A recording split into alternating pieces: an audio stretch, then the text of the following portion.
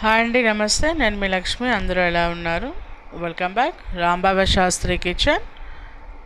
ఈరోజు నేను వచ్చి వంకాయ, టమాటా, కొబ్బరి ఈ మూడిటితో కలిపి గ్రేవీ కర్రీ చేస్తున్నా అండి. దీనికోసం మనం ముందుగా కొబ్బరిని తురుముకొని గ్రైండ్ చేసుకుని రెడీ చేసుకోవాలి. పాలు ముందుగా వంకాయలు, టమాటాలు, పచ్చిమిరపకాయలు, కొబ్బరి వీటన్నిటిని కూడా ఒకసారి బాగా శుభ్రంగా కడిగేసేయండి. కడిగేసి కూరగాయ ముక్కలన్నీ కూడా కట్ చేసి పెట్టండి. అలాగే కొబ్బరి ముక్కలు కోసుకుని దాంట్లో కాస్త వాటర్ని యాడ్ చేసుకొని కొబ్బరి పాలు తయారు చేసుకోండి. పాలు కూడా కాకుండా కొబ్బరితో పాటు వేస్తే కర్రీ అనేది చాలా టేస్టీగా ఉంటుంది. చపాతీలో కానీ అన్నంలో కానీ దేంట్లో కానీ బాగుంటుంది. దీని తయారీలోకి వెళ్తే ముందుగా స్టవ్ ఆన్ చేసి ఒక ప్యాన్ పెట్టి దాంట్లో కాస్త ఆయిల్ వేసి కాస్త ఆవాలు, జీలకర్ర, ఒక చిన్నపాటి దాల్చిన చెక్క ముక్కను కూడా యాడ్ చేయండి. ఇది ఫ్లేవర్ అనేది చాలా బాగుంటుంది. దీంట్లో మీరు సన్నగా కట్ చేసి పెట్టుకున్న ఈ పచ్చిమిరపకాయ ముక్కలు కూడా దీంట్లో వేసి ఒకసారి బాగా ఫ్రై చేయండి.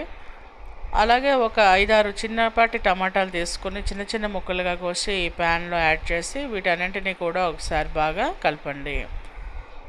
వంకాయ ముక్కలన్నింటినీ కూడా ఈ నీళ్ళ నుంచి వేరు చేసి ఈ కూరగా తయారు చేస్తున్న మిశ్రమంలోనికి యాడ్ చేయండి. ఇక్కడ వంకాయ ముక్కలు అనేవి కాస్త పెద్దగా కట్ చేసుకోండి. మరి చిన్న పీసెస్ కట్ చేస్తే అంత ముద్ద పేస్ట్లా అయిపోతుంది. ఈ కూరగాయ ముక్కల్ని, టమాటాలు అన్నింటినీ కూడా ఒకసారి అన్ని వైపులా బాగా కలిపి మూత పెట్టి మగ్గించండి. ఇక్కడ చిన్న బోడకాకరకాయ ఉందని దీంట్లో వేసేయండి. దీంట్లో కాస్త వాటర్ని కూడా యాడ్ చేసి ఒకసారి బాగా కలపండి. ఈ వంకాయ, టమాటాలన్నీ కూడా కాస్త ఉడికేంత వరకు కూడా మూత పెట్టి ఉడికించండి.